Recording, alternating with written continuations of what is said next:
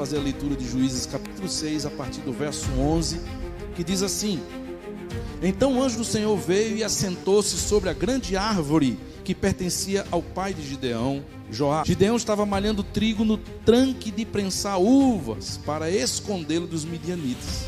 Então o anjo do Senhor aparece a Gideão e lhe disse: O Senhor está com você, poderoso guerreiro. Ah, Senhor, respondeu Gideão, se o Senhor está conosco, por que aconteceu tudo isso?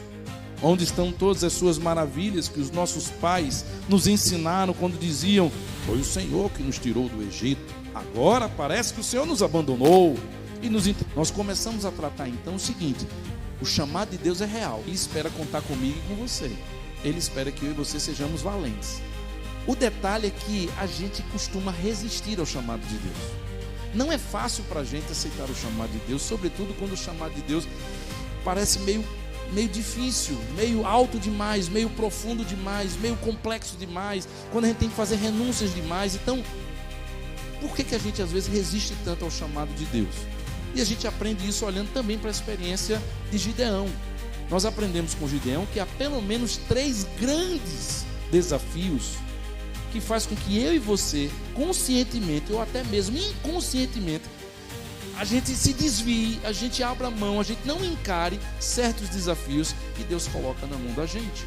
Hoje pela manhã nós aprendemos que um dos grandes desafios que nós temos para aceitar o chamado de Deus, e que Gideão passou por isso, é a visão equivocada que nós temos de nós mesmos.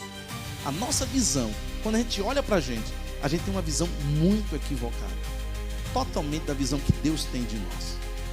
E a gente viu isso olhando para 2 versículos. Capítulo 6, verso 12. Acompanhe comigo. Então o anjo do Senhor apareceu a Gideão e lhe disse: O Senhor está com você, poderoso guerreiro. Verso 15. Como Gideão se vê? Ah, Senhor, respondeu a Gideão, como posso libertar Israel? Porque meu clã é e eu sou. A visão que Deus tem de Gideão é a mesma que Gideão tem de si mesmo. Gideão está com o pé no chão. Gideão está fazendo uma análise fria e calculista. Eu não sou o cara mais estratégico. Eu não tenho essa habilidade. Eu não tenho esse tempo. Eu não tenho recurso. Eu não tenho essa experiência. Eu não sou a melhor pessoa. Tem gente melhor do que eu. É preciso que você entenda que você tem uma visão acerca de si mesmo, mas Deus tem uma outra visão quando olha para você. E você não vai saber o que Deus vê em você se você não se colocar à disposição de Deus. Não pense que Ele vai primeiro mostrar para você uma foto. Olha como você pode ser.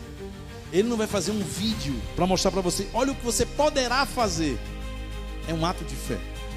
A forma como Deus olha para você é diferente do que eu olho, do que qualquer líder da igreja pode olhar, porque Deus olha para o futuro. Deus olha para algo que está sob o controle dele, mas que Ele já sabe. Eu e você não sabemos. Não sabemos nada.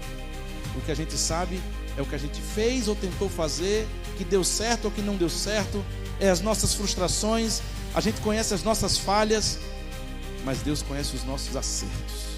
Aquilo que nós não fizemos, mas faremos, se deixarmos a nossa vida sob os cuidados do Senhor. Não permita que a sua visão equivocada, pequena, limitada, humana, acerca de você mesmo, lhe impeça de se deixar ser usado no chamado de Deus.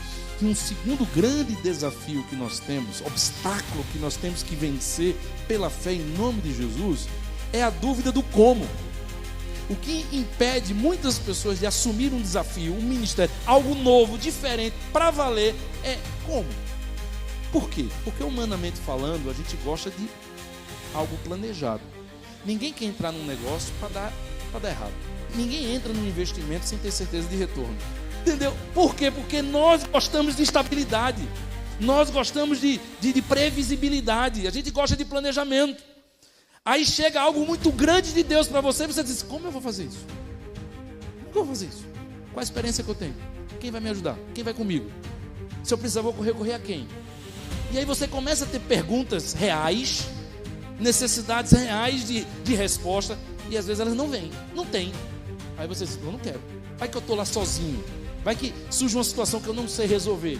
E se acontecer isso? E se eu perder meu emprego? E se? E se? Como eu resolvo? Essa pergunta, irmãos, é uma das mais latentes no coração de qualquer pessoa que deseja servir o Senhor. Não pense que isso não passa, por exemplo, na cabeça de um seminarista. Eu vou ser pastor, como eu vou me sustentar? Se não der certo, como é que eu vou? Como? Tudo na vida, essa pergunta, ela se faz presente, mas ela de fato não tem resposta, porque o chamado de Deus exige de nós a incômoda e desconfortável experiência de viver na dependência de Deus. Quando nós aceitamos o chamado e o desafio, isso nos obriga à incômoda e desconfortável, extraordinária experiência de viver na dependência de Deus.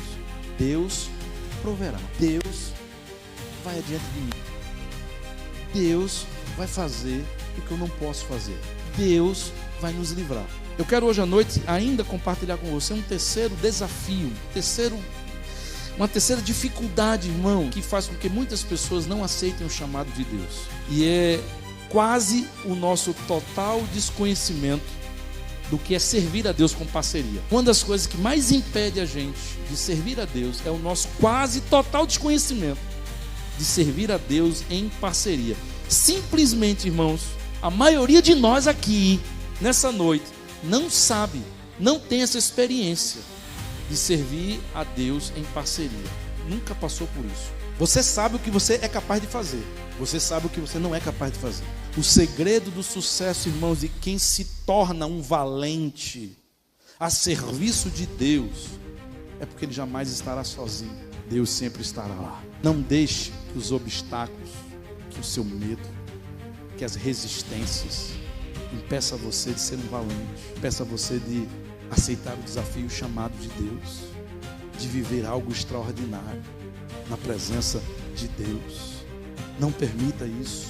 A sua visão de você mesmo é equivocada.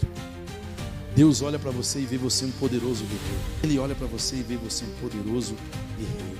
Como você vai fazer? Não importa. Não se preocupe com isso. Vá com a sua força. Faça com a sua força. Com a habilidade que você tem, com o conhecimento que você tem, com a capacidade que você tem. Deus não pede nada além disso. Vá com a sua força. E o que vai acontecer? E a rebordosa? E as consequências? Eu estarei com você. Deus estará com você.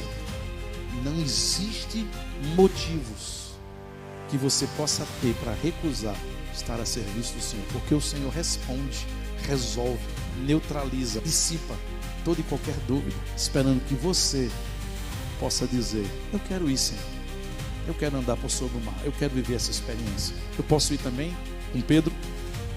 Eu quero enfrentar esse Golias. Sozinho não consigo não, mas o que ele está fazendo não existe não. Se o Senhor me usar, eu quero derrotar esse Golias. Valente. Aonde estão os valentes? 1% de valentes faz o serviço de 99, mas recebem a recompensa do Senhor.